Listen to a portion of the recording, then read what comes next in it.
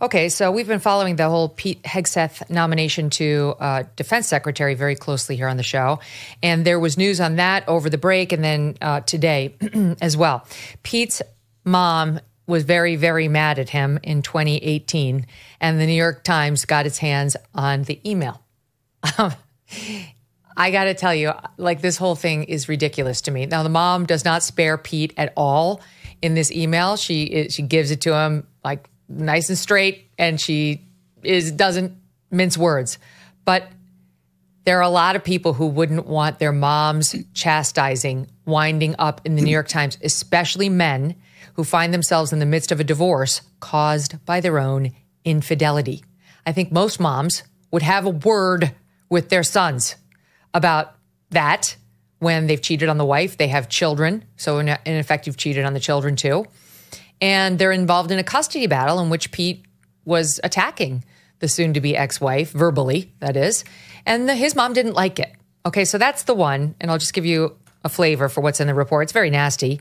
And it's very nasty of the New York Times, in my view, to report this. I just think publishing a mom's email, I don't know how they got it. They say it was a source close to the Hegseth family. I guarantee you it was the ex-wife or somebody close to her. I mean, there's just no way it's not. But anyway, she writes as follows in 2018. I've tried to keep quiet about your character and behavior, but after listening to the way you made Samantha feel today, I cannot stay silent. I feel I must speak out. You are an abuser of women. That's the ugly truth. And I have no respect for any man that belittles, lies, cheats, sleeps around, and uses women for his own power and ego. You are that man and have been for years. And as your mother, it pains me and embarrasses me to say that, but it is the sad truth.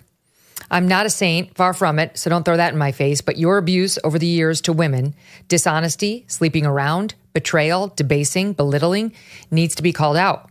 Sam is a good mother and a good person under the circumstances that you created. And I know deep down you know that, but for you to try and label her as unstable for your own advantage is despicable and abusive. Is there any sense of decency left in you? We still love you, but we're broken by your behavior and lack of character. Those are the highlights or lowlights. She's obviously mad because he was calling the ex-wife names in the context of their custody dispute, and the mother didn't like that and let him have it. She told the New York Times that she thought it was despicable they were printing this and that she sent him an email immediately after, taking it back and saying she was wrong and she was sorry, that she was just angry.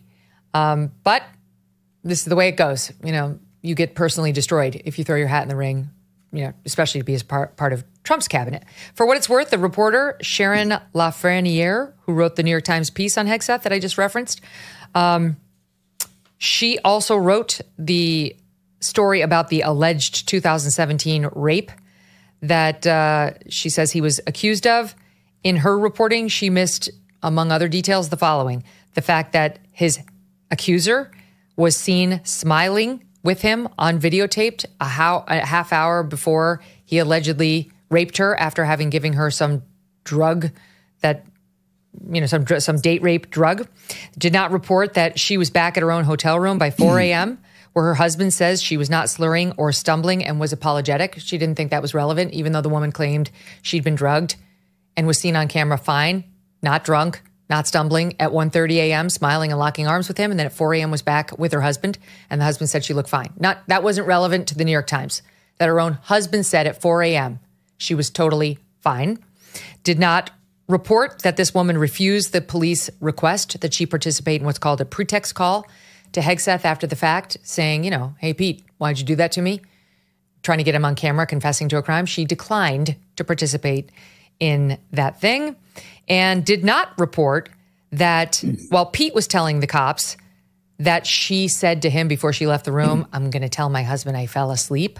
They reported that piece of it, but did not then report that her husband simultaneously told cops that when his wife got home, she told him she had fallen asleep.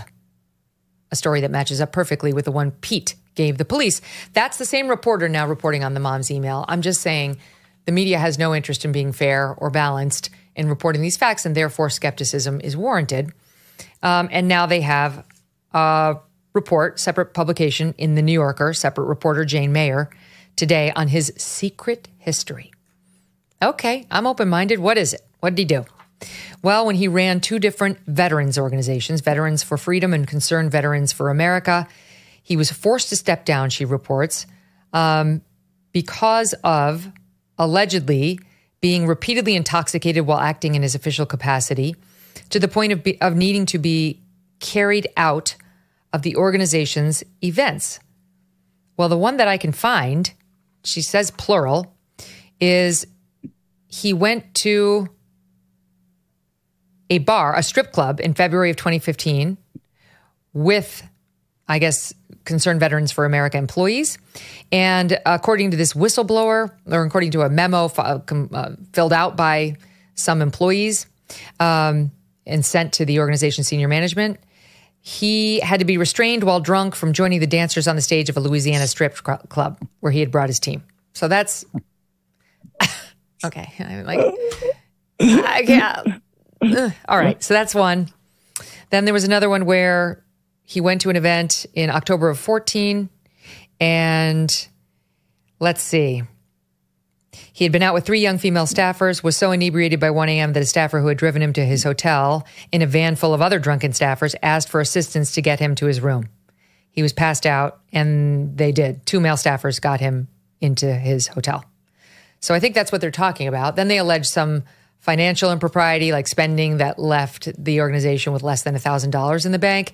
Here is what I can tell you based on my discussions with someone close to the case.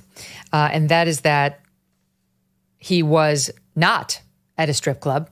So I expect that when Pete gets to respond to this, he's going to deny that he was at a strip club. And I would assume then deny that he tried to storm the stage while the strippers were dancing. That this alleged whistleblower on whom most of these allegations depend is a bitter, in fact, I'm told like there are multiple, and they have all been fired. They were fired by his organization, but the main is a very bitter person who's jealous of Pete and who was fired. And that he did not yell, as they allege in this, "kill all Muslims" while drunk at a bar, openly where everyone could hear. He said that never happened, did not happen. That Donald Trump is still standing by him, and that while Pete admits to having gone drinking a lot, he did a lot of drinking when he came back from his 3 tours of duty, Gitmo, Afghanistan, and Iraq. He's gotten it under control. And while he's not proud of some of his drunken behavior, there is nothing in here that reflects on the character who he is today. So that's where we stand on Pete Hegseth today. Rich, your thoughts on whether we should be putting stock into these reports and whether it's going to tank his nomination? So what we know clearly by his admission and by the general sense of these reports, even if you don't credit every single detail, is that he drank a lot and was tomcatting around, clearly, right? And I don't think that should be disqualifying for a Secretary of Defense. The problem he has is it'd be one thing, if we learned that Dwight Eisenhower, as a young man, had tried to storm the stage at a strip club, if we're assuming this is true about Pete, and you're saying that there's good reason not to, he's responsible for D-Day, right? He is a world historical figure. And the problem Pete is going to have is the combination of these reports and the fact that he's kind of he's a risk, not a security risk, but he's a leap, to assume that he's going to be capable of running this complex organization. So that's why I think he's in some jeopardy. If he goes down, it's going to be a Matt Gaetz thing. I don't think there's going to be a floor vote against him. I think he'll there'll be a subtle call made to him by President-elect Trump or someone around him saying, it's gotten to be a little too much. But look, the whole thing is, it's sordid. You wish, you don't want to know this about the guy. You don't want to know this about a potential Secretary of Defense. But because of the messiness of the way he's lived his personal life and the divorces, it's all coming out, or a version, maybe an unfair and stilted version of it's coming out. And it's just, for him, for his nomination, is problematic. Yeah, it's embarrassing to Pete for sure. But it's just frustrating how you don't get the other side of like, Before we went and repeated the allegations against Doug Emhoff, trust me, my team and I did a lot of behind the scenes research on who this person is. Is this a credible person? Is there a history of accusations? Is there any red flag on her that we need to alert the audience to, or that so great that we don't even think this story is reportable? Right. And we found all the opposite. And then we told the audience what we found. We don't get to know. The New Yorker doesn't tell us anything. We don't. Right. It's not even in there that these people were fired and disgruntled people. So, like, where? That's what I object to in the reporting. I wouldn't credit anything that Jane Mayer writes. Yeah, I mean that's the problem. By the way, petty ante is also a thing. It's just picking up on our. There's both penny ante and petty ante. They mean the same thing. So, Charles, I mean, part of what makes me uncomfortable is, and I told my audience this last week, the audience is largely kind of on a different page than I am. I've been defensive of Pete. I definitely do not think he raped that woman at all, but he's certainly been a dog in his personal life. In his what did Rich just call him? What did you call him? Tomcat. Tomcatting around. Yeah. Tomcat, dog, what have you. But my audience is less forgiving, and they have been writing in saying, not for this position. You need somebody who has self-control, who is dignified, who can't be compromised by like a Chinese spy. We've seen that happen with a Washington Post reporter. They don't want somebody who's too susceptible to the lures of the female persuasion. Anyway, what's your take on it? Well, I have many takes. I've been broadly defensive of Pete Hegseth because, these allegations aside, I've thought most of the criticisms that were leveled at him were silly.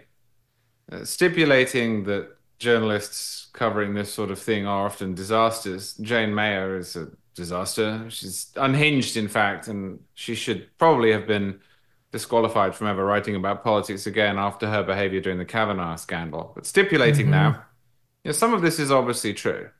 That email is real. The mother confirmed that, and she said she regretted it, but she probably doesn't regret everything she wrote. Some of it is probably accurate.